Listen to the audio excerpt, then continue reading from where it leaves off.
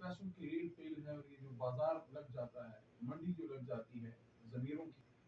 اب کسی شخص کے لیے کسی کا احتجاج کرنا یا آواز اٹھانا یہ نیچرل ہے. لوگوں کی جماعت کے اندر بھی بہت سے لوگوں کے ساتھ اٹیچمنٹ ہوتی ہے، بہت سے لوگوں کا حق بھی ہوتا ہے. لیکن میرے خیال میں حالات ایسے ہیں کہ ان حالات میں پارٹی مشکلات کا شکار ہے. لیڈر 750 دنوں سے جیل میں ہے، بہت سے مسئلے مسائل ہیں. ابھی آپ دیکھیں دستی صاحب نے قربانی دی ہے پارٹی کے لیے، لطیف چترالی صاحب نے قربانی دی ہے پارٹی کے لیے، ورنہ اگر یہ ڈیل کرتے آرام سے بیٹھے ہوتے، سب کچھ ان کے پاس ہوتا. تو ایسی حالت میں سیٹوں کے لیے زیادہ میں نہیں سمجھتا کہ اس پہ بہت زیادہ جو ہے فوکس یا فورس کرنا چاہیے. اصل ایشو جناب عمران خان صاحب کی رہائی ہے اور ان معاملات کو سیٹل کرنا ہے، چیزیں ٹھیک کرنی ہے. اس وقت اتنی مشکلات کا سامنا ہے تحریک انصاف کو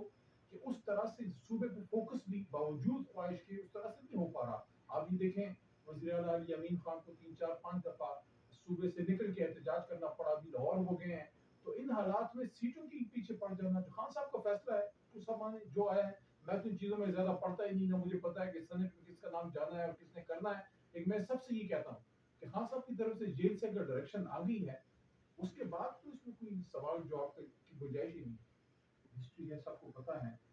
کہ وہ ہمیشہ اس بات کے دائی رہے ہیں کہ سینٹ کے الیکشن میں جو سیٹوں کی خرید و فروخت ہے وہ سلسلہ رکنا چاہیے. اس کے لیے کوئی کلیئر کٹ پالیسی جو ہے وہ ہونی چاہیے. جہاں تک کہ موجودہ معاملات ہیں، جتنی میری معلومات ہیں، جو ان کی سسٹرز اندر گئی ہیں، وہاں سے جو پیغام آیا ہے وہ یہی ہے کہ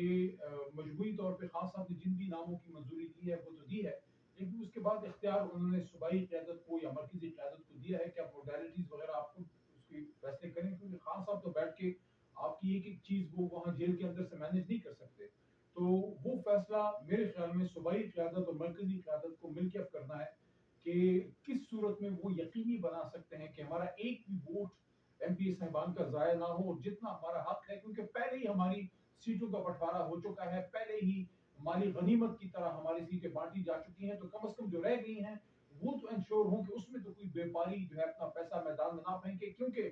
آپ نے پیپلز پارٹی کی طرف سے جو محترم گورنر صاحب ہیں ان کا بیان بھی سنا ہوگا، وہ بھی کوئی بہت اچھا بیان نہیں ہے. کیونکہ Peoples Party traditionally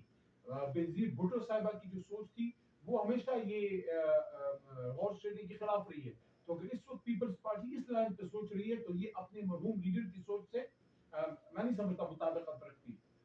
Adiala jail کے اندر سے جو ہمیں بتایا گیا ہے کہ خان صاحب کی طرف سے ایک اپرووڈ لسٹ آ گئی ہے،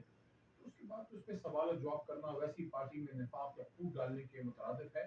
لیکن میں اس بات سے کسی قدر ایگری کرتا ہوں کہ اگر عمران خان صاحب باہر ہوتے اور حالات تھوڑے سے نارمل ہوتے تو شاید پھر فیصلے اس میں بھی کوئی ڈفرنس ہوتی، کیونکہ ہمیشہ بہتری کی گنجائش تو رہتی ہے. قربانیاں جن لوگوں نے دی ہیں ان کا حق ہے کہ ان کو